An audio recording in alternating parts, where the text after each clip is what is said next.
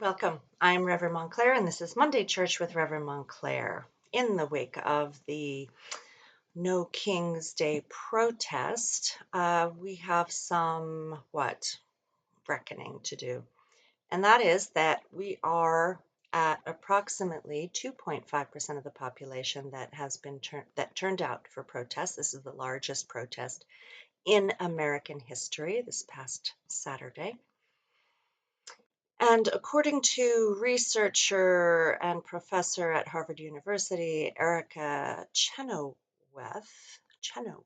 is that how you say her name? She has done research that indicates that no regime has stayed standing after 3.5% of the population is in protest, peaceful protest. Just make sure, yes, Chenoweth. And um, and that's really interesting because we're close. So the research indicates that it makes it impossible to govern when at least 3.5% of the population is in protest. And that doesn't just mean against, it means in protest. It means standing in the streets. It means possibly refusing to pay taxes. It means interrupting the government's ability to govern. So it was a big weekend for a lot of people, and I expect the next one to be bigger. Right now, I don't know when that is, but our country in protest has grown. And our government, in its egregious acts, has also grown, in the sense that they are taking bigger and bigger risks and putting more and more of the American population at risk. So take a deep breath, let it out, and recognize once again we all need to do our part, whatever that may be, in standing in integrity, in standing in our purpose, our life divinely ordained purpose, which means following your heart, not your head, to increase the compassion in our society, to increase the compassion for ourselves and for those we interact with. And compassion being kindness, being respect, being um, willing to see things from another's perspective, and to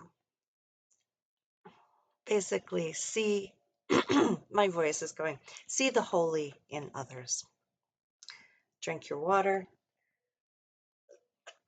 stay hydrated, take care of yourself, make sure you are eating and sleeping properly, and allowing for joy in your life, even during difficult times, even during scary times, even during threatening times. The challenges we are beginning to face are becoming clear, that prices are increasing even further. And the climate still is becoming a bit threatening with the fires and the instability of our access to food, to the things that people need, sometimes medical care. Minneapolis was a center of inspiration in this last March 28th, Saturday protest. There were a lot of accolades given by those in attendance to the community of really showing up and standing up for each other, of helping those that have been scared into hiding. There are stories of people buying up a food carts, um, goods to distribute amongst their work staff so that the person selling them didn't have to stand out there all day and risk getting attacked by ICE, even if they were legal and had a green card. It doesn't matter. This rogue regime doesn't care. They just want to terrorize and scare people. And it is absolutely egregious what they have done, imprisoning people without due process, without any proof, with the intention of creating a white nation of prejudiced people, of hateful, prejudiced people in the name of a fake Christianity. So we have to remember that religion in and of itself is not holy. Religious texts in and of themselves, believe it or not, are not holy. It is the love that is within that is holy. The love within ourselves, the love within a message, the love within a teaching, that is what is holy. And it's time for us to stop deifying the practice, the traditions, the ideas, instead of the practice of standing in your own heart and being compassionate to your fellow living beings. And that means more than humanity, but all of the animal kingdom. And we have to stop talking about race as if there is any more than one human race. We are all of one race, and whether we originated in a different part of the earth is where the differences in our color and in our structure originate. So that is part of the divine plan. The divinity of our differences, the divinity of our adaptations to our environment, and the cruelty of those that will invade and take over and claim for themselves a place that was already inhabited and settled is at the root of most of our troubles today. The arrogance of humanity to claim divine rights, the arrogance of humanity to claim superiority over others, the arrogance of humanity to designate others in the human race as less deserving. And this administration is trying to downgrade women, to downgrade any person of color, and any person that does not agree with them. The insecurity is so apparent and rampant in this administration. The